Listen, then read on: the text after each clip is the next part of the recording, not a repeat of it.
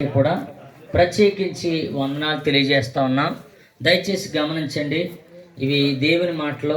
దేవుని యొక్క మాటలు విన్నవారందరికీ ఎంతో మేలుని చేకూరుస్తాయండి. దేవుని యొక్క మాటల్లో ఒక మాటని నేను మీకు పరిచయం చేస్తాను.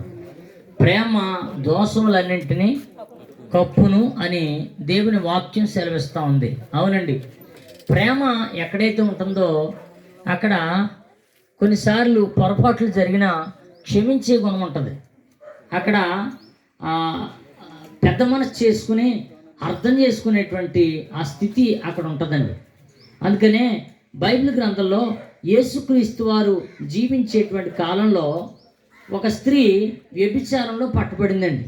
ఆమె తప్పు చేస్తున్నటువంటి సమయంలో ఆమెను పట్టుకుని యేసుక్రీస్తు వారి దగ్గరికి తీసుకుని వచ్చారు. ఏమని అంటున్నారంటే యేసుక్రీస్తు వారితో, అయ్యా, మన ధర్మశాస్త్రం చెప్తుంది, మన దేశ మర్యాద చెప్తుంది, ఆ మర్యాద ప్రకారము రాళ్లతో పెట్టి ఇలాంటి పాపం చేసేటువంటి వ్యక్తుల్ని కొట్టి చంపాలని చెప్తుంది, మరి మీరేం చెప్తారు అని ఆయన అడుగుతూ ఉన్నారు. ఇలా ఎందుకు అడిగారని అంటే, ఏమంటే అక్కడ ఎంతోమంది ఉన్నారు కదా, యేసుక్రీస్తు వారినే ఎందుకు అడగాలి అని అంటే, యేసుక్రీస్తు వారు నేను దేవుడిని చెప్పుకుంటున్నాడు ఆయన. అంతేకాకుండా నేను మనుషుల కొరకు నా ప్రాణాన్ని పెట్టడానికి వచ్చాను అని చెప్పుకుంటున్నాడు అని ఆయన అంటున్నాడు. కాబట్టి ఆయన్ని ఏదోలాగా ఇరుకుని పెట్టి ఒకవేళ ఆయన్ని గనక రాళ్లతో పెట్టి కొట్టి చంపమంటే, ఏం ప్రేమించేవాడువయ్యా, నీవు దేవుడు అయితే ఆమెను కాపాడగలవు కదా అని ఆయన నింద వేద్దామని అని అనుకున్నారు.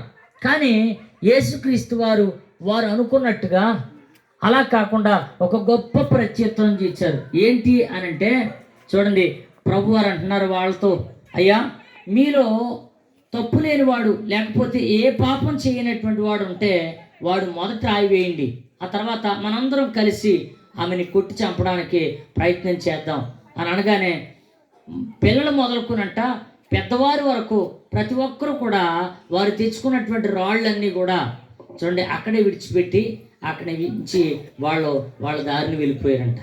ఎందుకు కొట్టలేకపోయారు అని అంటే, ఒక గొప్ప విషయాన్ని మనం ఇక్కడ నేర్చుకోవడానికి ప్రయత్నం చేద్దాం. ఈ లోకంలో పుట్టినటువంటి ప్రతి వారు కూడానండి ఏదో ఒక రీతిగా ఉదయం లేచిన కాడి నుంచి నిద్రపోయేంత వరకు, లేకపోతే ఒక పుట్టినది మొదలుకొని చనిపోయేంత వరకు కూడా మనం లెక్క పెట్టలేనటువంటి దోషాలు చేస్తాం, లెక్క పెట్టలేనటువంటి పాపాలు చేస్తాం, లెక్క పెట్టలేనటువంటి అనేకమైనటువంటి వ్యతిరేకమైన కార్యాలు దేవుని పట్ల మనం చేస్తాం. కానీ ఒకవేళ ప్రతిరోజు కూడా దేవుడు మన మీద అలా కక్ష తీర్చుకోవాలనుకుంటే ప్రతిరోజు చచ్చిపోయేవాళ్ళమే. ఏమండి, ప్రతిరోజు చనిపోయేవాళ్ళమే. ఏమండి, దేవునికి వ్యతిరేకమైనటువంటి కార్యం ప్రతిరోజు మనం చేస్తున్న దేవుడు సృష్టించినటువంటి గాలిని దేవుడు మనకు ఫ్రీగా ఇస్తూ ఉన్నాడు. అండి, దేవుడు కలగజేసినటువంటి నీటిని మనం తాగి బ్రతుకుతూ ఉన్నాం. ఒకవేళ దేవుడే కనుక మనలో తప్పులు ఎంచితే ఈ లోకంలో ఎవరూ బ్రతికే అవకాశం లేదు. అందుకనే ఆమెని అలాగా ప్రభు తప్పించాడు. ఆమెతో ఇలాగ అంటున్నాడు, అమ్మా, నిన్నెవరూ శిక్షించలేదా అని అంటే ఆమె అంటుంది, అయ్యా, ఎవరూ నన్ను శిక్షించలేదు అని అనగానే నేను కూడా నేను శిక్షించను. ఆ మాట ఆయన ఎందుకు అన్నాడనంటే, ఆయనకొక్కరికి మాత్రమే శిక్షించేటువంటి అర్హత ఆయనకు ఉందండి. ఒకవేళ ఆయన శిక్షించగలిగేటువంటి అర్హత ఉంది కాబట్టి, పదండి నేను మొదటగా రాయేస్తాను, మీరు కూడా రాళ్ళేసి ఆమెను కొట్టి చంపేద్దామని అంటే ఆయన దేవుడిగా ఈ లోకంలో ఎవరూ ఒప్పుకోలేరండి. ఆయన మనుషులను రక్షించడానికి తన ప్రాణాన్ని పెట్టడానికి వచ్చినటువంటి వాడు కాబట్టి ఎంతో యుక్తంగా ఆ స్త్రీని రక్షించాడు. ఈరోజు దేవుని బిడ్డలైనటువంటి మీ అందరూ కూడా, మనమందరం కూడా ఏదో ఒక దినాన ఏదో ఒక సందర్భంలో పొరపాట్లు చేస్తూ ఉంటాం. దేవుని యొక్క మనసు ఎలాంటిదనంటే మన దోషాలని కప్పేది, అంతేకాకుండా ఆ దోషాల నుంచి విడిపించేది, ఆ దోషాల నుంచి విడిపించడమే కాకుండా క్షమించేది. ఆ క్షమాపణ ద్వారా ఈ లోకానికి మోక్షాన్ని, లేకపోతే ఈ లోకానికి క్షమాపణ ద్వారా మేలుని కలగచేశాడు. చూడండి, అందుకనే యేసుక్రీస్తు వారు చనిపోయే ముందు ఆయన సిలువ వేస్తే ప్రజలందరూ కూడా ఆయన బాధించడానికి ప్రయత్నం చేస్తూ ఉంటుంటే యేసుక్రీస్తు వారు ఏమన్నారో తెలుసా? ఏమండి, తండ్రి, వీరేం చేయుచున్నారో వీరు ఎరుగరు గనుక వీరిని క్షమించుము అని ప్రభు చనిపోతున్నటువంటి చివరి గడియల్లో కూడా ఆ మాట చెప్పండి. ఈ లోకానికి క్షమాపణ ఎంత గొప్పదో ఆయన చాటుకున్నాడు. కాబట్టి ఈరోజు దేవుని బిడ్డలారా, ఆయన ప్రేమ ఎంత గొప్పదనంటే మన దోషాలను కప్పి మన దోషాలన్నింటినీ కూడా ఆయన మీద వేసుకుని మనకు క్షమాపణ అనుగ్రహించి ఆ మోక్షపురికి ఆయన మనల్ని నడిపించడానికి ఆయన ఇష్టం కలిగి ఉన్నాడు. దేవుడి ఈ మాటలో మీ వినికిడిలో దీవించును గాక. ప్రార్థన. స్తోత్రం దేవా, స్తోత్రం తండ్రి. పరిశుద్ధుడా, మహాపరిశుద్ధుడా, ఘనమైన వాడా, మహిమ కలిగిన మహారాజా, మీకు వేలాది కృతజ్ఞత స్తుతులు స్తోత్రం నాయన. అయా, ఇదిగో నా ప్రభా, ఈ యొక్క ఎండగొండని గ్రామాన్ని మీరు ఎంతో ప్రేమించిన ఆయన.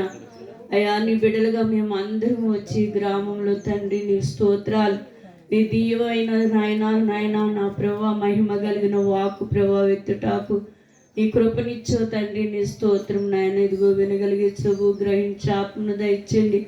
అవును ప్రభా నాయన, నువ్వు శిస్తే నా తండ్రి ఎవ్వరూ బ్రతకరు ప్రభా, నీ స్తోత్రాలు.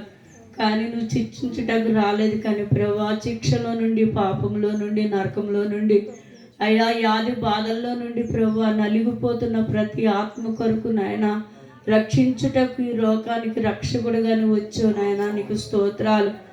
ఎవరు నీ ఎద్దకు వస్తారో వారిని నాయన నువ్వు హక్కును చేర్చుకునే దేవుడు తండ్రి.